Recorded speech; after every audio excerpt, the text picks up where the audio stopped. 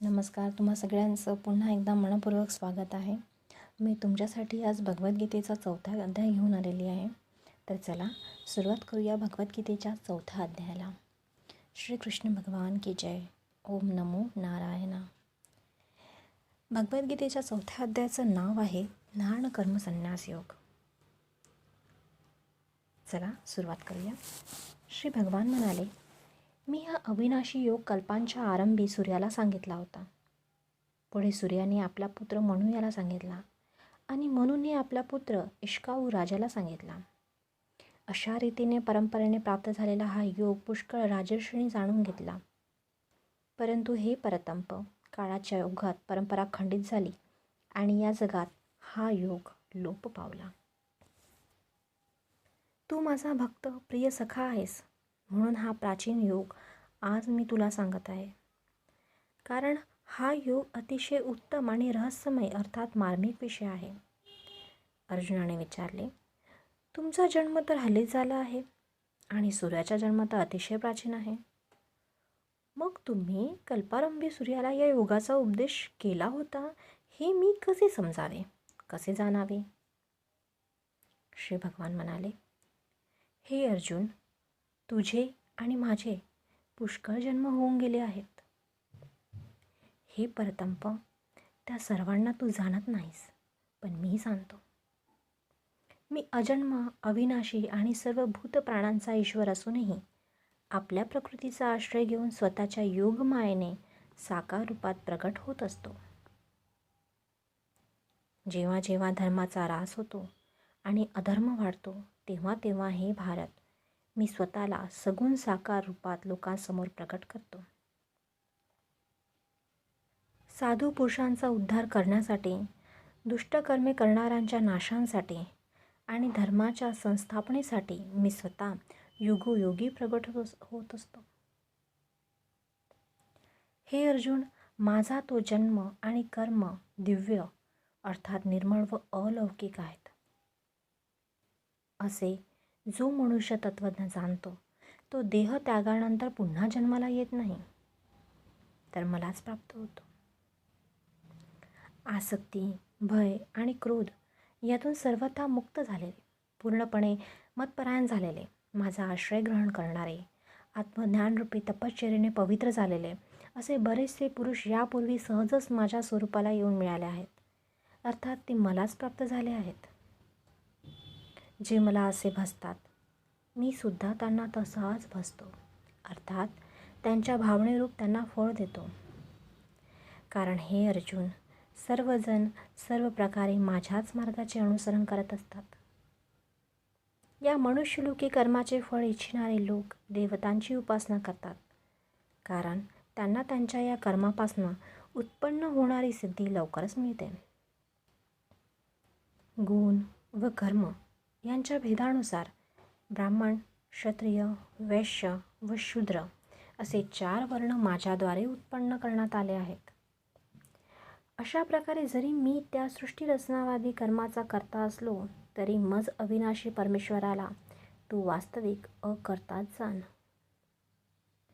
मला कर्मफळाची आशंका नसते, म्हणूनच कर्मे मला लिप्त करीत नाही. अशा प्रकारे जो मला तत्वतः जाणतो, तो सुद्धा कर्माने बुद्ध होत नाही, म्हणजेच त्याला कर्मफळाची आशंका नसते. पूर्वीच्या मनुष्याने ज्याप्रमाणे जाणून कर्मे केली आहेत, त्याप्रमाणे त्यांना त्यांचे फळ मिळाले आहे. तसेच कर्म तू कर. त्यांनी कर्मफळांची आशंका केली नाही, पण त्यांची कर्मे जाणून भगवंतांनी त्यांना त्यांच्या कर्माचं फळ दिलेलं आहे. कर्म म्हणजे काय आणि अकर्म म्हणजे काय, याबाबत निर्णय घेताना बुद्धिमान पुरुषही गोंधळून जातो. म्हणून ते कर्माचे तत्त्व मी तुला व्यवस्थित समजून सांगतो. ते जाणल्यावर तू अशुभातून अर्थात कर्मबंधनातून मुक्त होशील. कर्माचे स्वरूपही जाणले पाहिजे आणि अकर्माचे स्वरूपही जाणले पाहिजे. तसेच विकर्माचे स्वरूपही जाणले पाहिजे. कारण कर्माची गती गहन आहे, गूढ आहे. जो सर्व कर्मे करीत असूनही वास्तविक आपण काही करत नाही हे जाणतो, तसेच निष्क्रिय अंगी बाणूनही सर्व कर्म उत्तम प्रकारे करतो, तोच मनुष्यामध्ये बुद्धिमान आणि तोच योगी समजावा. तसेच त्याने काही न करताही सर्व काही केल्याप्रमाणेच आहे. ज्याची सर्व शास्त्रसंमत कर्मे कामनारहित व संकल्परहित असतात आणि ज्याची सर्व कर्मे ज्ञानरूपी अग्नीद्वारे भस्म झाली आहेत, त्या महापुरुषाला ज्ञानीजन पंडित म्हणतात. जो पुरुष सर्व कर्मे आणि त्यांच्या फळांच्या आसक्तीचा सर्वथा त्याग करून सांसारिक आश्रयापासून रहित झालेला आहे आणि परमात्मा सदैव तृप्त आहे, तो उत्तम प्रकारे कर्म करीत असूनही वास्तविक काहीच करीत नाही. ज्याने आपले शरीर व अंतःकरण वश केले आहे आणि सर्व भोग साधनांचा त्याग केलेला आहे, असा आशारहित पुरुष केवळ शरीराने होणारी कर्मे करीत असला तरी त्याचा दोष त्याला लागत नाही. कोणत्याही इच्छेविना आपोआप जे काही प्राप्त होईल त्यातच सदैव संतुष्ट असणारा, हर्ष शोकादी द्वंद्वाच्या पलीकडे गेलेला, निमत्सर अर्थात ईर्ष्यारहित व कार्याच्या सिद्धी असिद्धीत सम राहणारा कर्मयोगी कर्मे करूनही कर्मबंधनात पडत नाही. ज्याची आसक्ती सर्वथा नष्ट झाली आहे, जो देहभिमान आणि ममतारहित झालेला आहे, ज्याचे चित्त निरंतर परमात्म्याच्या ज्ञानात स्थित आहे, असा मुक्त पुरुष यथासांग यज्ञाधिक कर्मे करीत असला तरी ती सर्व कर्मे विलीन होतात. ज्याच्या दृष्टीने होम साधन हे ब्रह्म, हरिद्रव्य ब्रह्म, अग्नी ब्रह्म, यजमान ब्रह्म, हवन क्रिया ही ब्रह्म, असे सर्व कर्म ब्रह्मच असते, त्या ब्रह्मरूप कर्मात स्थित झालेल्या योग्याला प्राप्त होण्यायोग्य फळसुद्धा ब्रह्मच आहे, अर्थात तो ब्रह्मालाच प्राप्त होतो. काही योगीजन देवपूजारूप यज्ञाची चांगल्या प्रकारे उपासना करतात, तर दुसरे योगीजन परब्रह्म परमात्मरूप अग्नीत अभेद दर्शनरूप यज्ञाद्वारे आत्मरूप यज्ञाचे हवन करीत असतात. काही योगीजन संयमरूप अग्नीत क्रोध आदी सर्व इंद्रियांचे हवन करतात, तर दुसरे काही योगीजन इंद्रियरूपी अग्नीत त्यांच्या शब्दादी विषयांची आहुती देतात.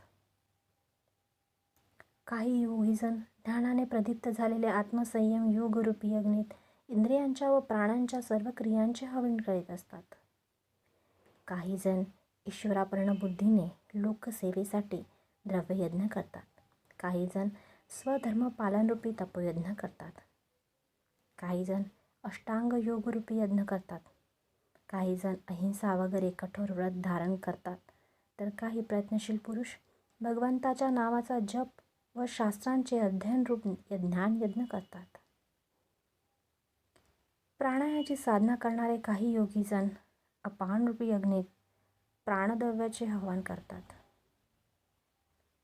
तर दुसरे योगीजन अपान यांच्या गतीचा निरोध करतात. काही जण सर्व विषयरूपी आहाराचा संयम करून प्राणातच प्राणांचे हवन करतात. याप्रमाणे यज्ञाने ज्यांच्या पापांचा नाश झाला आहे, असे हे सर्वच पुरुष यज्ञाचे प्रयोजन उत्तम रीतीने जाणणारे आहेत. हे कुरुश्रेष्ठ, अशा यज्ञकर्माच्या फळस्वरूप जे ज्ञानामृत मिळते त्याचे सेवन करणारे योगीजन सनातन परब्रह्म परमात्म्याला प्राप्त होतात. यज्ञ न करणाऱ्या पुरुषांसाठी इहलोकही सुखदायक होत नाही, मग परलोकाची गोष्टच कशाला. अशा प्रकारचे पुष्कळ यज्ञ वेदांनी सविस्तर सांगितले आहेत. त्या सर्वांना तू मन, इंद्रिये व शरीरांच्या क्रियेद्वारे उत्पन्न होणारे जाण. अशा प्रकारे तत्त्वज्ञ जाणून त्यांच्या अनुष्ठानाद्वारे कर्मबंधनातून तू सर्वथा मुक्त होशील. हे परतंप, द्रव्यमय यज्ञापेक्षा ज्ञानरूप यज्ञ सर्व प्रकारे श्रेष्ठ आहे, कारण हे पाहत ज्ञानात सर्व कर्माची पूर्णपणे समाप्ती होते, अर्थात ज्ञान त्यांची पराकाष्ठा आहे. ते ज्ञान तू तत्वदर्शी आत्मज्ञानी पुरुषांकडून समजून घे. त्यांना यथायोग्य साष्टांग नमस्कार केल्याने आणि निष्कपट भावनेने सरलतेने त्यांना प्रश्न विचारल्याने परमात्म तत्वाला जाणणारे ते आत्मज्ञानी महात्मा तुला त्या तत्वज्ञानाचा उपदेश करतील. त्यांच्याकडून ते ज्ञान जाणल्यानंतर तू पुन्हा अशा प्रकारे मोहात पडणार नाहीस. आणि हे पांडव, त्या ज्ञानाच्या योगाने तू स्वतःसहित सर्व चराचर निरंतर माझ्या स्वरूपात पाहशील. जरी तू सर्व पापी माणसाहून अधिक पाप करणारा असलास तरी ज्ञानरूपी नौकेने निसंशय संपूर्ण पापसागर उत्तम प्रकारे तरून जाशील. हे अर्जुन, प्रज्वलित अग्नी जसे समर्पणाने राखरांगोळी करते, तसेच ज्ञानरूपी अग्नी सर्व कर्मांना भस्मसात करून टाकते. या जगात ज्ञानासारखे पवित्र करणारे असे काहीच नाही.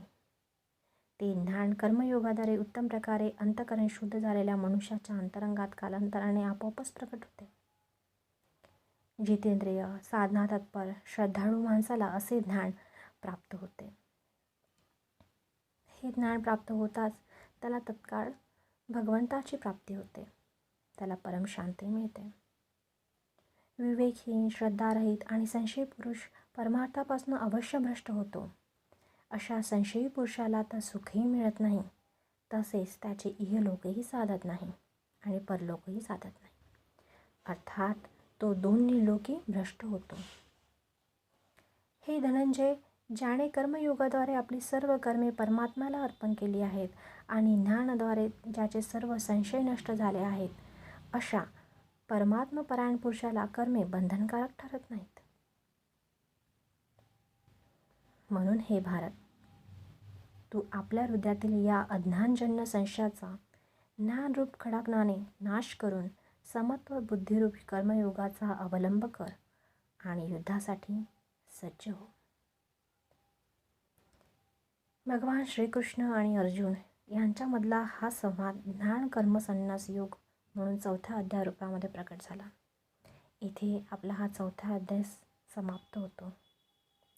तुम्हाला जर कोणता पार्ट समजला नसेल तर तुम्ही मला क्वेश्चन करू शकता, कमेंट्समध्ये विचारू शकता. आणि जर तुम्हाला हा व्हिडिओ आवडला असेल तर तुम्ही त्याला लाईक आणि सबस्क्राईब करू शकता. पुन्हा मी तुमच्यासाठी असाच एक छानसा व्हिडिओ घेऊन येईल. तोपर्यंत नमस्कार. श्रीकृष्ण भगवान की जय. ओम नमो नारायण.